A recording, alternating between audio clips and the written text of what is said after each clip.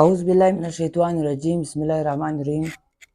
په ټوله دنیا کې خاص کر د لینګویسټیک په دنیا کې په نړۍ کې دا خبره ډیره زیاته څرګنده ده، واضح ده او پر دې باندې ډیر زیات مقالې، سیمینارونه او پر یوټیوب باندې یو پر نور د سوشل میډیا کومې رسنۍ میډیا چې دي یا الکترونیک میډیا چې دي پر دې موضوع باندې بیخي ویناوې خپرې سوي دي، لکه ژبه څنګه پیدا سوه، ژبه څنګه په وجود کې راغله. نن موږ پر دې خبره کوو چې ژبه څنګه په وجود کې راغله. پروفیسر د پښتو یو لیکوال محترم عارف خلیل وایي چې پر دې موضوع باندې ډیر زیات خبرې کېدې. ما دا وغوښتو چې زه پر دا موضوع باندې په لنډه توګه باندې خبره وکړم. نو ما هم دا وغوښتو چې هغه موضوع چې ده هغه تاسو سره چې د څرنګه وړاندې کړي د هغه موضوع له تاسو سره وړاندې د ژبې په حواله باندې دوې نظریې دي.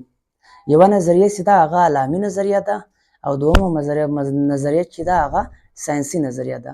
اوله نظریه دا ده چې هغه دا وایي چې کله انسان په وجود کې رالی نو هغه ټیم ژبه چې ده په وجود کې راله، یعنی چې کله انسان دې نړۍ ته رالی د الله پاک لخوا یا د خالق لخوا د څښتن لخوا و انسان ته ژبه ورکول سوه، و انسان ته دا ژبه ورکول سوه چې دوی یو له بل پوه کړي او یو به بل خبره وکړي. یعنی دا چې دا ژبه څه داسې دغه نه ده راغلې، بلکې دا یو انسانانو یو بل سره د خالق لخوا دغه قوت ورکول سوی چې دوی یو بل سره پوه کړي.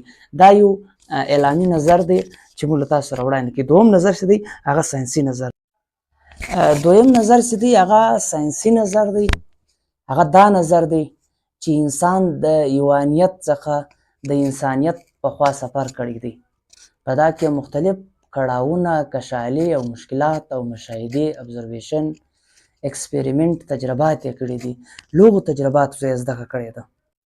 یعنی اوله تجربه د دوی دا وه چې دوی به یو داسې یو شی ویل دی، مادي شی په ټولنه کې، نو د دوی له خولې به یو اواز واتی. هغه اوازونه چې وو هغه څوکه علامتونه جوړ شول او بیا د انسانانو په ژبه کې راغلل. یعنی د یو څیز په لیدو باندې د دوی له خولې څخه به لفظ به تل خبرې وتې. دغه چې وو بیا به دوی دا شیان له دغه څخه بیا علامتونه او الفاظ جوړ کړو.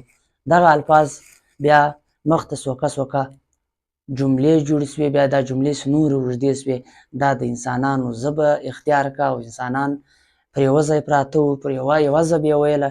بیا چې انسانان ځله ازادېدل، خورېدل، دوی مختلف لهجې پیدا کړې، مختلفه ژبې پیدا کړې. اوس نن سبا په عرباو انسانان دي او په زراو ژبې چې دی هغه ویل کېږي.